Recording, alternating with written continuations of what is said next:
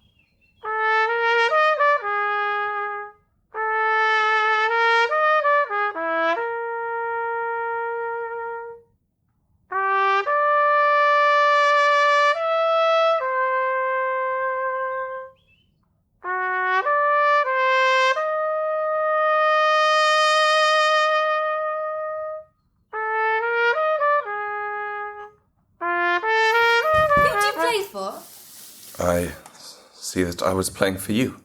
Yes, you were. But you didn't know that when you were playing. Are you a witch to know my thoughts? It's not witchcraft to know what men think. If you had known I was here, you'd have stopped playing so that you can see me better. No, I was playing for the 7 other men in my detail. They're nearby looking for food. Yes, you would be a feast for a squad of soldiers. You should run away, little rabbit. There are no other men here. I would have heard them. Soldiers know how to march, but they don't know how to walk. But you should still run. 1 man is enough to eat a little rabbit. A man might. But I'm not worried about you. You have the body of a man, but you do not have a man's eyes. You have the eyes of a goat. My grandmother told me that goats do not eat rabbits, and she knows everything worth knowing. Well, she must be very happy. I would be happy to know just a few things. No. She knows everything and is sad. Once I asked her why, and she said the world would answer my questions soon enough. I'm still waiting, but the world has not spoken to me yet. The world is old. Maybe it is deaf. You are not deaf, and you have not answered my question either. My grandmother says that when a tree falls in the forest and there's no one there to hear it, it doesn't make a sound. Why were you playing when there's no one to hear you? God might have heard me. But why would he wish to? God can listen to all of the best musicians. He can listen to choirs of angels whenever he wants. God has had plenty of time to grow bored with angels. Why else would he create men? My grandmother asks that question a great deal. I think it's the one thing she doesn't know. So, sometimes I play just for him.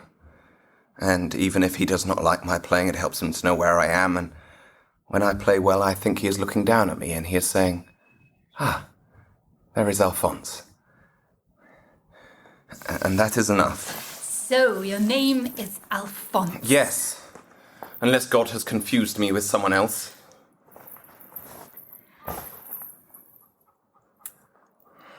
My name's Emina. You were right not to ask. Men have to first speak with my grandmother before they can be introduced to me. I suspected that. But my grandmother isn't here, so I had to tell you myself. My grandmother says that beggars cannot be choosers. That is a wise saying. Is she a beggar? She was not speaking about us. My family once performed at the court of Don Diuzeda. Have you ever seen Don Diuzeda? No. He doesn't have the eyes of a goat, but he does have the belly of a goat and the legs of... Yes, I've seen many goats.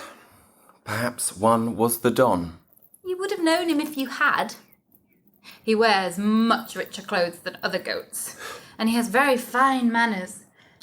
At least, he says very fine things, sometimes. He speaks Latin and uses a scented cloth to wipe food from his beard. His fingers are soft and fat, and up close he smells of rose water.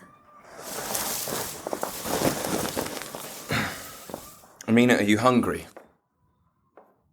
It would be a very foolish rabbit to get caught in such a simple trap.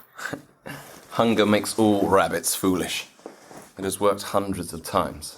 Hundreds. Hundreds. See, I have marched in the army of His Glorious Majesty King Ferdinand for 10 years now, and I have known many hungry rabbits.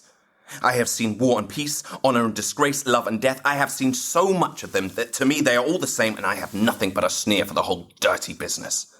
See, I am a cynic and a libertine, and I scoff at fate and providence. And what does all of that mean?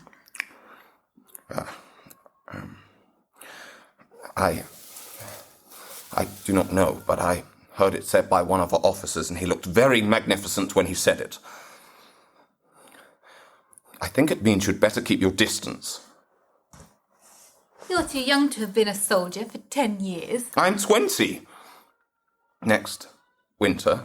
I see there's no room in your pack for arithmetic. No, just full of food. Go on, I'll put this down here and...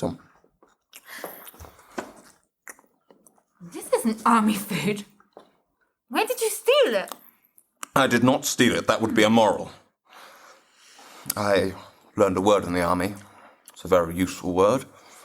Soldiers are forbidden to steal. They requisition. My grandmother says that we have the morality we can afford. That's why when we take something that doesn't belong to us, it's shameful and we have to hide it away. And when Don Diuzeda takes something that doesn't belong to him, we can laugh and say that it was his already. In the army, we learned many useful words. We have a priest with us, and one Sunday he told us that God said, "Thou shalt not kill." We are forbidden to kill because it is a sin, but we are permitted to defend our homeland and His Majesty. Are they in danger? So I have been told.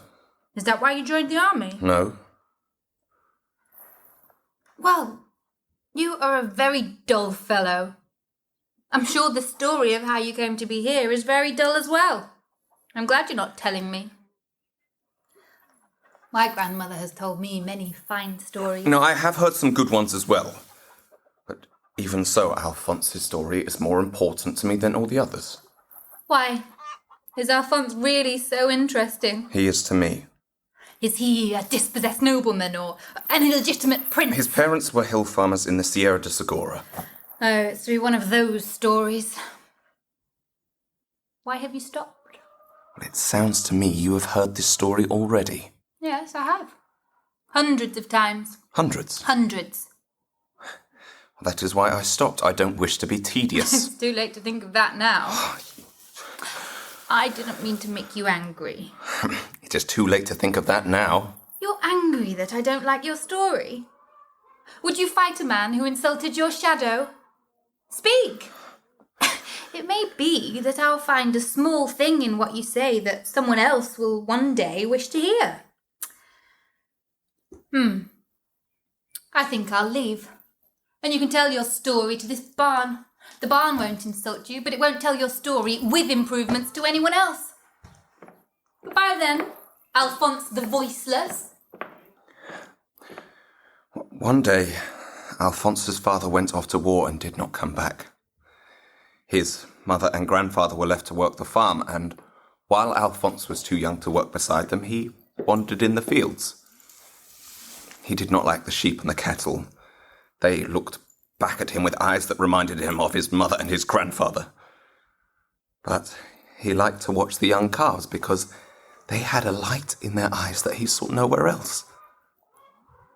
Alphonse's mother was a good Catholic, and even though he could not read or write, he knew his catechism. In church, Alphonse was as attentive as any of the other little boys. Well, that is to say, not at all. His mother did all that any mother could. She told him to be quiet and beat him when they went home. Alphonse went on happily like this until one day, quite by accident, he found himself listening to what the priest was saying. The priest said that the sight of the glory of the Lord... I'm not telling this story very well. That's true. I'll tell it much better later on. The priest was a very small man, but on this day it was like he was 10 feet tall. He said, "The sight of the glory of the Lord was like devouring fire on the top of the mount in the eyes of the children of Israel." And he said further that, "When he came down from Mount Sinai, Moses wist not the skin of his face shone." Well, after that day, Alphonse would listen quietly every Sunday. He remembered about Moses, his face, and God's promise to the Israelites, and he decided that the calf's eyes shone because God had made them a promise. What God would promise a calf he did not know, and the calves would not tell him when he asked. One morning he ran down to meet them in his usual way, and he saw that overnight they had turned into cows. He cried because he thought that God had broken his promise. And when boys broke their promises, they were beaten. Men were beaten as well and thrown into jail. So Alphonse went to the priest and asked him how to punish God. And the priest beat Alphonse with his cane until the blood welled up on his back and just threw him out into the street. My grandmother says that God doesn't like farmers. She says that Cain was a tiller of the ground and the Lord did not respect his offerings. I do not know why that should be. Without farmers, what would people eat? Grandmother says that farming is punishment for leaving paradise. That's why farmers are tired, broken people with faces that look like muddy puddles. When I dance in a town full of farmers, it's like dancing in front of donkeys. It's better than dancing in front of wolves. I enjoy dancing in front of wolves. They pay attention. Oh, I'm sorry. Carmelita needs a great deal of fuss or else she is unhappy. Carmelita.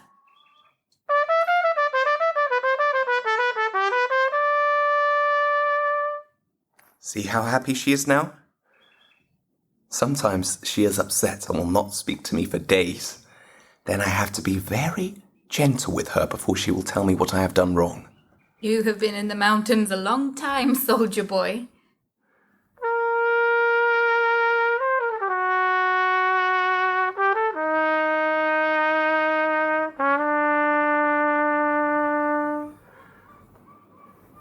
Isn't she beautiful?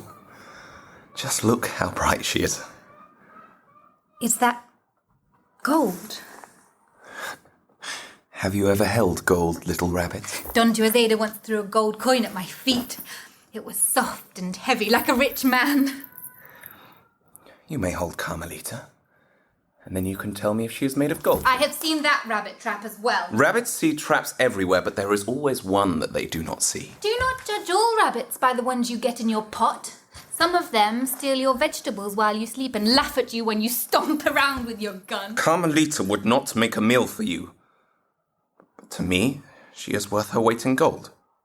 But she is only made of brass. Now I know she is gold. And how do you know? You told me. What good are those big rabbit ears if you do not learn to listen with them? I said she was brass. That is how I know. If she were really brass, you would say she was gold to bait your rabbit trap. I might have told the truth. You do not look very clever, but you could not be so feeble-minded. If you are poor, it is in your interest to appear rich so that you'll be given things without having to pay for them. If you're rich, you should appear poor so that your wealth will not be stolen from you.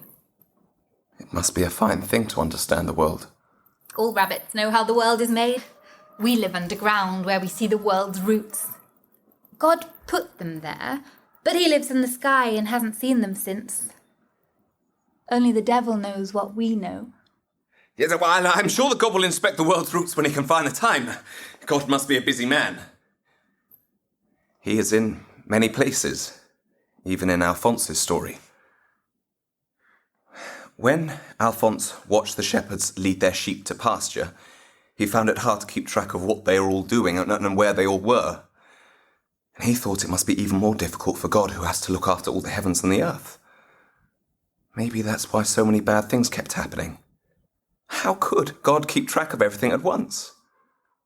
Now, he knew that God approved of little children. The priest had said so, and Alphonse could see it in their faces.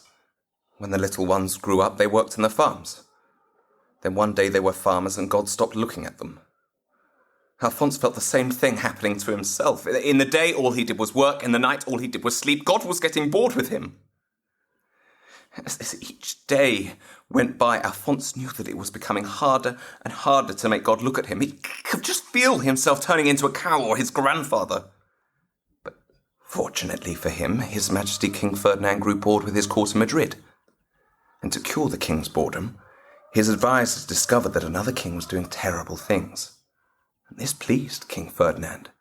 And both kings made their people fight each other. This meant that soldiers began passing through the village every day, and Alphonse knew that God was looking at them. He could see it in their faces. Alphonse remembered that Jesus said that he didn't bring peace, but a sword. So he decided to follow the soldiers because it seemed to him that wherever they went, God was watching. Alphonse went to tell his mother that he was going to become a soldier. And then he saw a strange thing. His mother's tired, cloudy eyes suddenly filled with a light as if God were looking at her. And for a moment she didn't look like his mother at all. Alphonse was afraid. He thought he was looking at an angel and sank to his knees. And then he saw it was only his mother and she was crying. He stood up and kissed her on the forehead, and then he went away.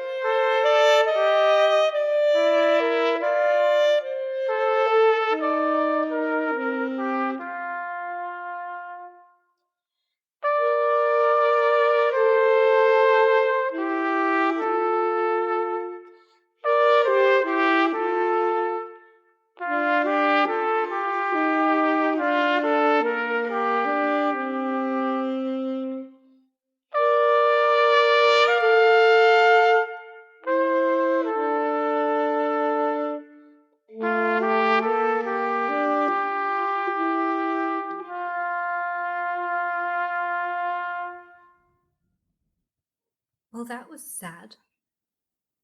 There's no need to tell sad stories. If people want to be sad, they can just think of their own lives. That was my life. No, it wasn't. So certain when you have not known me for half an hour. More time than I needed. What then I find I am a stranger to myself. Tell me my story, little witch rabbit. First, you're not a farmer. Hill farmers don't own golden trumpets. A soldier might. A soldier might come to own anything for a short time, but you're not a soldier. The army left here a month ago. If you were a soldier, you would have gone with them. And so I would have if it were not for a problem with my feet. It's 5 miles from here to Cardenas, and you have no horse. If you're here, you can walk. No. I never said that I could not walk. I said that there was a problem with my feet. I noticed it the same morning that the army left Cardenas, and they made it impossible for me to continue with them. Oh, it is not painful, thank you for asking. So that morning, my brigade marched to the left, my feet marched to the right. I saw the mistake that they were making, but I did not feel sufficiently enraged to correct their error. You're a deserter. No. Deserters are ill-disciplined cowards. They shirk the defense of our homeland and His Majesty. I am a casualty. You bear your noble injuries very bravely. I would not have guessed you were wounded at all. I have not been wounded. I have only been lost. Well, it's fortunate that you found me. My family has travelled every road between here and Madrid.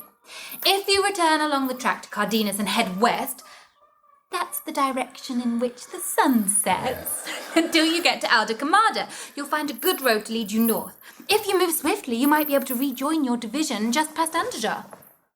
Well, I have thought of Alcamada and the road to Madrid, but you would not speak of such things if you knew my feet. They would be offended if I were to doubt their sense of direction. I will have to live with my feet for a long time, and there is no sense in starting an unnecessary quarrel just to prove myself right. My grandmother would say that you had the makings of an excellent husband. I do not believe that I would wish to be your grandmother's husband. She's very wise, and she makes very good soup. You have perfectly described the virtues of an innkeeper I know in Cordoba, and yet I would not like to be joined to him by God so that no man may put us asunder. Gypsy weddings are in the spring, when the cold has gone, but the air is not too dry. There are flowers everywhere. The new couple are given their own wagon and a horse to draw it. At night, all the wagons are put in a circle and lamps are strung between them. Then we dance all night until it feels like we're dancing up to the stars. I'm sure it must be a wonderful thing. But I beg you will make my apologies to your grandmother. I have as warm a respect and admiration for her as I can have for an old woman I have never met. And if I have somehow given her the impression that my feelings ran deeper, then I only hope that one day she will forgive me. You need not worry. Grandmother would not accept someone like you. Why not? I will have you know that there are toothless crones up and down this country that are sighing for love of me. Oh, no. There is one harpy in Valencia was smitten so powerfully by one look that she can no longer walk. That is not love. It is rheumatism. Perfidy, thy name is woman! And what does that mean? I have no idea, but I've heard it said in that tone so many times that it must be very bad and very true. Oh, tell your grandmother that I want back all the letters that I never wrote and the lock of hair that I never gave. Grandmother would not want you to think her feelings for you have altered. She knows that one of your chivalrous disposition would not want her to be the widow of a deserter. Widow? Well, she may have already buried 7 exhausted husbands, but in me, she has found a man with the constitution and appetite of a bull. The appetite of a bull. You eat grass. Oh, I will not explain such matters to a child. Child? I'm almost 18. Old enough to know that deserters are hanged at the crossroads. Hanged? Who told you so? No, that is just a story the officers tell new recruits. Why should anyone in the army care if a man or two is lost to them? It is in the nature of armies to lose men. If I had fallen from a cliff top or died in battle, no one in the general's tent would have spared me a moment of thought. So why go to the trouble of killing me when they could pretend that I was dead with no effort at all? I knew you were not a soldier. If you had been, you wouldn't have asked that question. I forgot. You were telling me who I am. You're a musician. That's not what I meant. Anyone can play an instrument. You're a musician, it's obvious. Thank you. Only rich men, poets, and musicians can be as ignorant as you and live. You're not rich or poetic, therefore you're a musician. Your family was once rich and has lost most of its fortune. Your children will have to work for their living. You have nothing but a small pension and a few heirlooms. When the war came to your town, you were forced to leave. Since you are defenceless and afraid of soldiers and thieves, you pretend to be one of them. Perhaps playing music in the town square might make you some money, but you dare not. You play only to yourself in case someone should see the gold that you carry. You were playing here when you thought you were alone, but I heard you, so you had to invent Alphonse. You're too rich to be a beggar and too poor to eat. If you cannot find someone to take you in, you're doomed. I prefer my story. It was real. Well, it should not have been. Stories should not be real. There's enough real already. Because of a foolish servant's infatuation with a lady's maid, his master's love letter is delivered to the wrong woman. Her husband reads it and, consumed by jealousy, challenges the hero to a duel. The heroine thinks her lover faithless and promises herself to his rival. The hero is determined to die. On the fateful morning, he is mistaken for a spy and thrown into jail. He escapes to the home of his boyhood friend, who turns him away, thinking him a coward and a traitor. Hunted and alone, our hero is brought to bay. Then, the servant's affair with the pastry cook sets off an impossible series of accidents and everything ends well. That's how we know it's a story. How? Because of the impossible series of accidents? No. Because everything ends well. No accident is more impossible than a happy ending. You have just told the saddest story that there is. I didn't mean to. Well, what does that matter? Perhaps God does not mean our lives to be as they are. He does not have to answer for his sins until the day of judgment. You really didn't listen in church. God has no sin. It is on the day of judgment that we must answer for ours. Are we not the works of his own hands? When our Lord was on the cross and took the sin of mankind upon himself, he only took what was his already. Do you know what day it is today? Why do you wish to know the day? I don't. I know the day. I asked whether or not you did. It's Tuesday. Do you know what that means? It means that you are not to talk about God so much. Sunday is the day for that. Grandmother says that on Sunday people pray to God, and the rest of the time they do the devil's work. Well, I don't think that's quite... I'm beginning to change my mind about you. I thought you were a musician, but you talk too much. You're either a lawyer or a priest. Hang on a second, Not another word. If you are a musician, it's time to hear you play.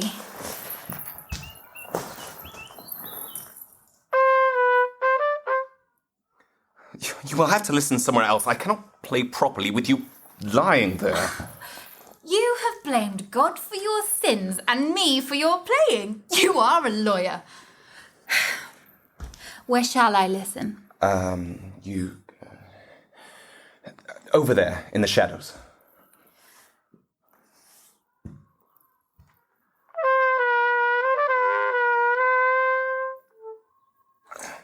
When I danced in front of Don Giuseppe, it was the first time I had danced in front of strangers. At the start, all I could do was shake like a colt that had just been born. I thought that the devil had stolen my legs. I know why the devil lets you keep them. On Earth, they can cause far more trouble. I will show you how I danced for him. You can play if you like. Then we'll both be performing and it won't be as if I were Don Giuseppe.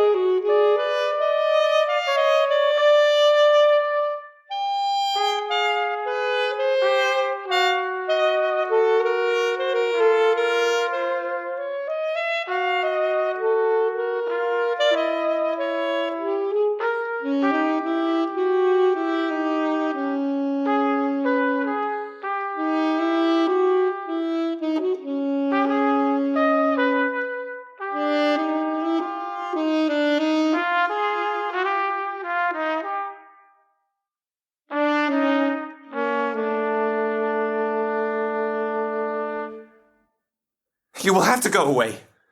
No man has said that to me since I was a little girl. Why should I go? Because the devil is here. If you go away now, he will follow you, but you must not be afraid. He cannot touch you unless he uses my hands. If I stay here, you will be safe. If you talk like that, then pretty girls will think that you're mad. Then they will not want to come and sit on your lap like this. Why are you doing this? Because you told me to go away. That means you're the first good man I've ever met.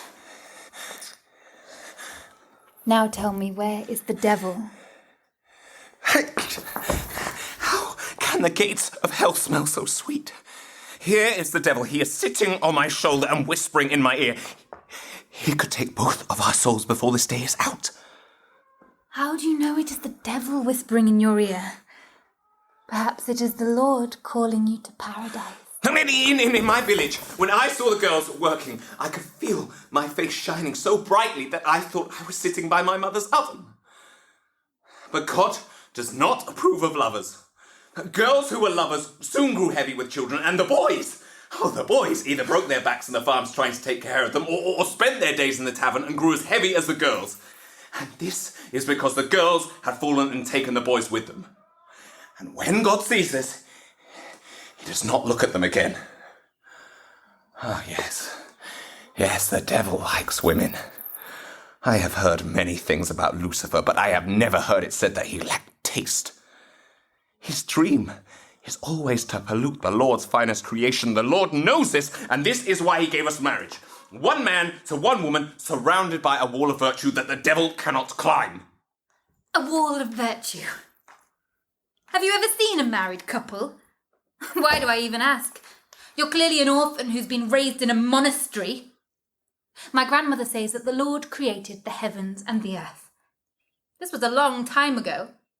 He must be very old by now. Have you seen him create anything lately? I think God is like an old man who preaches to the young about lust and evil because they can do the thing that he cannot. I think that our Lord is jealous of the things men and women do together. I think he watches up in heaven and doesn't like anybody else to see. That is the devil talking. I have heard many stories, and they all agree that young men are not supposed to call young ladies devils. It's not gallant.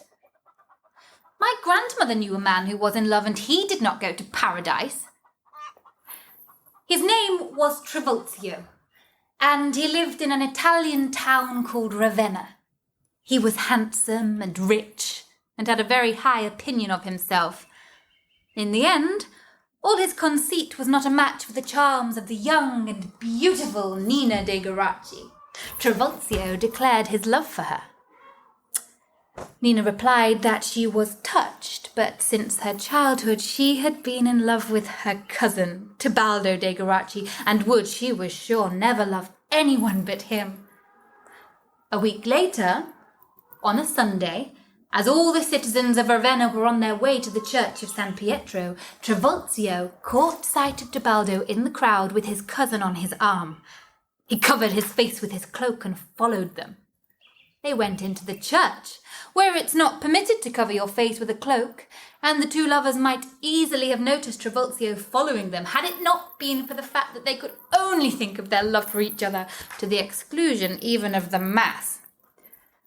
Meanwhile, Trivulzio had sat behind them in a pew. He could hear what they were saying to each other, and this made him more and more furious. Then a priest went up into the pulpit and said, "Brethren, I am here to publish the banns of marriage of Tebaldo and Nina de Geraci. If any of you know cause or impediment why these two persons should not be joined together in holy matrimony, ye are to declare it." "I know of cause and impediment," cried Trivulzio, who, as he spoke, stabbed the two lovers 20 times. An attempt was made to arrest him, but striking out with his dagger, he fled from the church and left the town. Trivulzio had a sensitive soul, and his remorse avenged his victims, leaving him a miserable wanderer until his death. You see what happens when one man loves one woman too much? I'm sure you'll agree that love did not put a wall of virtue around those two. That was a sad story. I thought you did not like to hear sad stories. I don't. But sometimes I like to tell them. If Trivulzio had really been in love, he would have been willing to sacrifice himself for Nina. But it was lust and the devil that made him stab her. But what about Nina? Wasn't she in love? Did her love protect her from Trivulzio? No. Nina loved Tebaldo more than she loved God. That was her sin. My grandmother knew a man in Florence who was named Federigo. He fell in love with a married woman whose name was Monna Giovanna. He did everything he could to impress her. He gave splendid banquets, wore gorgeous clothes, and gave lavish gifts to everyone in her circle. Monna Giovanna was too good to be impressed by all this, but Federigo kept spending until all his money was gone. All he had left was one small farm that barely provided for his needs, and a falcon of the best breed in the whole world. He retired to his little farm where he spent his days hunting with his falcon and thinking about the love that he would never possess. Monna Giovanna's husband died, and her young son fell ill. For the sake of his health, she moved to her country estate, which was near Federigo's farm. From his window, her son could see Federigo out hunting. Monna Giovanna loved her son and often sat by his bed the whole day trying to comfort him. Every now and then she'd ask him whether there was anything he wanted, because if it was possible to acquire it, she would move heaven and earth to get it for him. One day her son said, "Mother, if you could get me Federigo's falcon, I believe I should soon get better." The next day she made her way to his cottage. "Greetings, Federigo," she said. "I have come to make amends for the harm you have suffered on my account, by loving me more than you ought to have done. As a token of my esteem, I would like to take breakfast with you this morning, but you should not put yourself to any trouble." "My lady," replied Federigo in all humility, "I cannot recall ever having suffered any harm on your account. On the contrary, I have gained so much that if ever I attained any kind of excellence, it was entirely because of your own great worth and the love I bore you." Federigo discovered to his horror that he had nothing in the house to set before this woman, for whose love he had entertained so lavishly in the past. He decided, since he had nothing else, that his falcon would make a worthy dish for his love. Without thinking twice about it, he wrung the bird's neck and handed it to his housekeeper and returned to the lady. After eating, Monna Giovanna said to Federigo,